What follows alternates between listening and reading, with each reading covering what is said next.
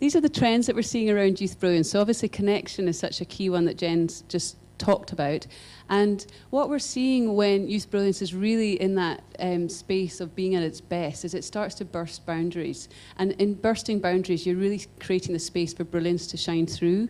And the three pieces that I really notice around bursting boundaries is that it's that whole piece around free thinking that, you know, that's a term that we all have heard before. We understand what free thinking is. But do we actually really get a sense of how we work with that? How we look at what are those beliefs that we have, layer upon layer upon layer of belief, that we sometimes don't even notice? So, you know, do we have the belief of I'm intelligent or I'm not intelligent? I'm confident or I'm not confident? I'm a leader or I'm not a leader? I'm in this group or I'm not in that group. I want a career, so I can't do this. You know, so all these little things that we create at a very deep level, you know, they impact everything that we do. And as you move into youth brilliance, you want to find the ways to free up from some of that. And each time you free up and move through a belief, you start to create space. And when there's that space, that's where brilliance has the opportunity to show up. I think what we're finding with the centre, when you have that space for full self-expression, it is unbelievable what pops up or comes through in a conversation or an idea or what you see in somebody that you haven't perhaps seen before.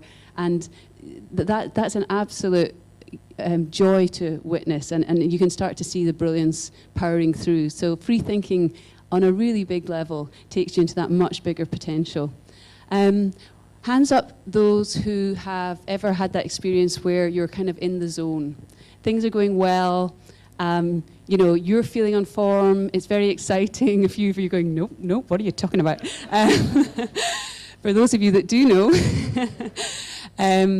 that's really when your brilliance, you're connected to yourself at that point. Your brilliance is showing through, you're connecting to others easily, and often what you'll find is your intuition and knowing comes through in a whole different level. It's almost like you know what the answers are before the question is spoken. You kind of got a sense of where this idea, organization, company, business person, where they want to go, okay? And I think as you step into that sense of brilliance, really trusting that connection to your knowing is massively powerful. And the leaders that you often meet that absolutely inspire you, they're very often connected into that knowing and just flowing in that way and are very present in the moment. So that's another piece that we're noticing. And lastly, one that I absolutely love is alivening the unimaginable. So when you think back to eBay and their initial idea, it was very, very simple. Let's get everybody to come online and buy and sell their stuff. Fantastic idea, you know. And yes, great grounds for a good online business. Did they ever think that they were going to have a whole community of people running their own businesses through eBay? That was never in the game plan.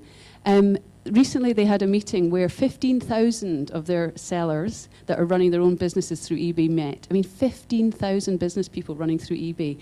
And the key thing around alivening the unimaginable is when those things come up and there's energy behind it, you go with the energy, okay?